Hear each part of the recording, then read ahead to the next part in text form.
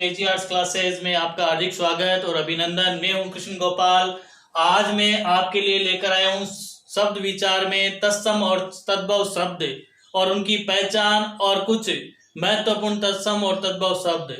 और इससे पहले जो मैंने वीडियो बताया था उसमें तत्सम तद्भव शब्दों के बारे में और संपूर्ण जो शब्द विचार के भेद बताए। यदि आपने पहले वाला वीडियो नहीं देखा है तो आप KG arts classes YouTube channel पर जाके पहले वाले वीडियो देख सकते हैं। लाइक और सब्सक्राइब करें, बेल आइकन पर क्लिक करें ताकि आगे आने वाले जो वीडियो के नोटिफिकेशन आपको मिल सके। तो चलते हैं हम तत्सम और तद्भव शब्दों की और जो कंपटीशन एग्जाम यानी कि प्रतियोगी परीक्षाओं के लिए काफी महत्वपूर्ण साबित होंगे, जिनमें समस्या ये आती है कि कई बार तत्सम और तद्भव शब्द परीक्षा में पूछे जाते हैं लेकिन उनकी पहचान कैसे करें। तो आप इस 5 मिनट में आपको तत्सम और तद्भव शब्दों की पहचान करना किस प्रकार से आप समझ सकें उन्हें। देखिए, सबसे पहले बात करते हैं जो मैंने बताया था तत्सम और तद्भव शब्दों की जो परिभाषा है उस पर अपन जाएं तो तत्सम यानी तत् यानी उसके सम यानी सम्मान यानी किसके सम्मान, अर्थात हिंदी की मूल भाषा जो संस्कृत है उसके सम्मान।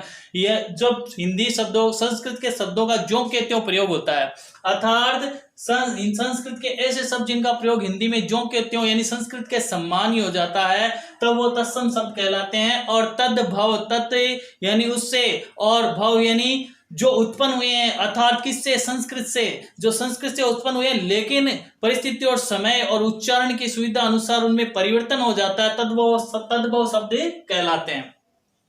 तो इनकी पहचान कैसे करें हम ये ध्यान में रखना है। तो ये ध्यान में रखते हुए अपन देखेंगे कि जो संस्कृत भाषा के जो शब्द हैं तत्सम शब्द तत्सम शब्दों में एक विशेष बात ये ध्यान रखनी है कि जो री स्वर है और संयुक्त अक्षर है और श है और अर्धवर्ण जितने भी आते हैं और साथ ही जो संयुक्त अक्षर में जो संयुक्त अक्षर जैसे स्वर है, संयुक्त अक्षर कुछ भी आ जाए इसमें संयुक्त अक्षर है क्षेत्र है ये संयुक्त अक्षर है या री है स्वर है और जो श है ये यदि आ जाए तो 99% आपको वहां नहीं पता चल रहा है कि तत्सम है तद्भव है, तब आपको री और शेर संयुक्त अक्षर आने और अर्धवर्ण में आधा रे जैसे इस प्रकार से और ये वाला नीचे वाला रेफ वाला रे यदि आता है तो वहां आप उसको तत्सम कर दें, वो सही होगा। 99 यानी 99%, अपवाद 1% अपवाद स्वरूप वो नहीं होगा, बाकी 99% है जो संयुक्त अक्षर री और शे और रेफ वाले आदि रे जो भी आए वो तत्सम शब्द ही होंगे। तो देखिए अपन कुछ महत्वपूर्ण तत्सम और तद्भव शब्द है उनके बारे में यहाँ अपन देखते हैं। जैसे अक्षर है, अक्षर तत्सम शब्द है, इसका तद्भव होगा आखर। याद रखना श जो होता है श और उसका जो ख में परिवर्तित हो जाता है, अधिकतर श ख और या फिर छ इनमें परिवर्तित होता है। देखिए जैसे कि अश्रु है तो अश्रु में यहाँ पर तत्सम शब्द अश्रु है और तद्भव हो जाएगा आंसू। और तद्भव शब्दों की भी विशेष पहचान है, ये भी ध्यान रखना। जो चंद्र बिंदु आता है ये वाला, ये हमेशा लगभग 99% जो शब्द होंगे जिसपे चंद्र बिंदु होगा वो तद्भव शब्द होंगे। ध्यान में रखना, यदि आप कंफ्यूजन होते हैं, समझ में नहीं आ रहा है, इतने सारे तत्सम और तद्भव शब्द आप इनको रट नहीं सकते, तो उसके लिए आपको एक ट्रिक है। ध्यान में रखना कि चंद्र बिंदु वाले जो 99% शब्द होंगे वो तद्भव शब्द होंगे और जो संयुक्त अक्षर है और जो श है वाले और री स्वर से बने शब्द हैं और अर्धवर्ण वाले जो शब्द हैं वो अधिकतर जो शब्द है तत्सम शब्द होंगे। आंसू में आंसू जो शब्द है तद्भव हो गया। अमृत का जो तद्भव हो जाएगा अमीय। अमूल्य का जो तद्भव हो जाएगा अमोल। और अग्नि ये अर्ध वर्ण है अग्नि, इसका जो तद्भव हो जाएगा आग। ध्यान रखना। आशीष और ध्यान रखना आशीष का तद्भव हो जाएगा आशीष। हमेशा ध्यान में रखना कि जो स तालव्य है उसका दंत्य स होता है, मूर्धन्य स का भी तद्भव में दंत्य स हो जाएगा। उष्ट्र अर्धवर्ण है और आधा रे नीचे है। मैंने आपको बताया कि जहां अर्धवर्ण आता है या आधा रे आता है, रेफ वाला रे आता है, वहां पर हमेशा तत्सम शब्द होते हैं और इसका तद्भव में परिवर्तित करेंगे उष्ट्र का तो ऊंट हो जाएगा। और चंद्र बिंदु वाले जो शब्द हैं वो तद्भव होंगे। उच्च, उच्च का ऊंचा हो जाएगा चंद्र बिंदु, तद्भव शब्द है ऊंचा। और इक्षु, इक्षु में ये देखिए क्षय, और ये क्षय हमेशा क्षय में परिवर्तित होता है। मैंने बताया आपको क्षय और जो है आपके क्षय दो में परिवर्तित होता है। ये जो क्षय है, ये क्षय क, ये जो क्षय है वो आपके क्षय या क्षय में परिवर्तित होगा, क्षय या क्षय में, या तो क्षय होगा ये तद्भव में या फिर क्षय होगा। यहाँ पर अपन ने देखा कि इक्षु, इक्षु का क्या हो गया, ई क्षय, ये जो क्षय है वो क्षय में परिवर्तित हो गया। यहाँ अपन देखते हैं पंछी, यहाँ पर जो क्षय में परिवर्तित हो जाए पंछी। और इसी प्रकार देखिए कि उच्च का ऊंचा हो जाए तद्भव, इक्षु का ईक हो जाएगा। एला इंपॉर्टेंट है, शिक्षक भर्ती परीक्षा में आया हुआ प्रश्न है।